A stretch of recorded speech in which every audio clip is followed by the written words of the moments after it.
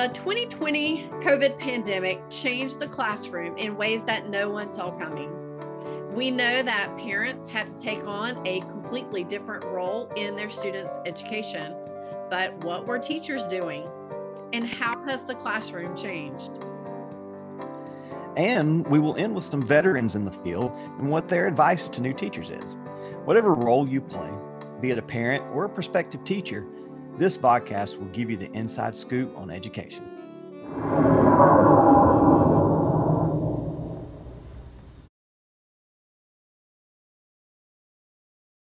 So this is going to give you some insight into what most of us would describe as a love-hate relationship with online meetings. I'm sure most parents probably thought I was posting a quick video and going to play golf. In reality, I recorded lesson videos close to midnight every single night, then waited patiently for it to upload as billions of people used web-based learning for work. In the morning, I would post a video or link, and I would work on assignments for my students to complete. This could be good discussions, practice problems, assessments, or other things. The rest of my day would be divided between grading, answering tech questions, or providing live video tutoring. I definitely had to learn how to be more explicit in my instructions on screen. Often my students could not see me if I was doing a screencast. I had to learn not to teach with my hands as much, which was very hard for me. It was very tough to get students to interact with each other or with me or their other classmates. I used discussion posts and the classic method of calling students out directly by name. I was definitely in a sink or swim situation, as were all of us. And I feel like, but I feel like that's a metaphor for the future, really. I think that we're always wanting more time to prepare for change. And our world is basically telling us, time's up, just take the leap. This was one of the first screencasts that I'm about to show where I was teaching students how to do an advanced search for research. I want to show you how to narrow down your topic and how to do an advanced search. It's always really important to figure out, is my search good? Do I have too many articles or do I not have enough? And notice that there are over 6,000 articles for offshore drilling. Well, that's too much. I need to make the computer do the work for me. So we're going to go to advanced search.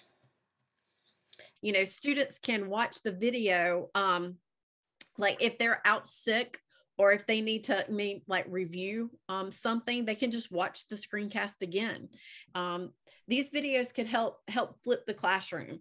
Students watch the video and then they come to class so that while they're in class, they can ask questions and then they can do what traditionally has been homework. They can do that while the teacher's with them. So again, they can get help instead of going home where they don't have anybody to ask. And it helps alleviate a lot of frustrating things about traditional homework. So we also wanted to include some ideas from other teachers. My advice for a first-year teacher would be to never be scared to say no. In your first year, plenty of people are going to ask you to do lots of different things that are outside of just teaching in the classroom.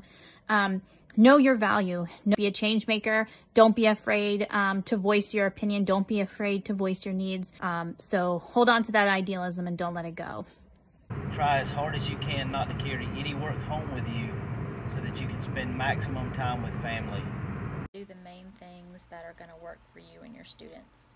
Do what works for you so that you can go home and take some time for you and just do the best you can. You'll get better at it. This comes from the ancient Buddhist wisdom that says, teach in order to learn.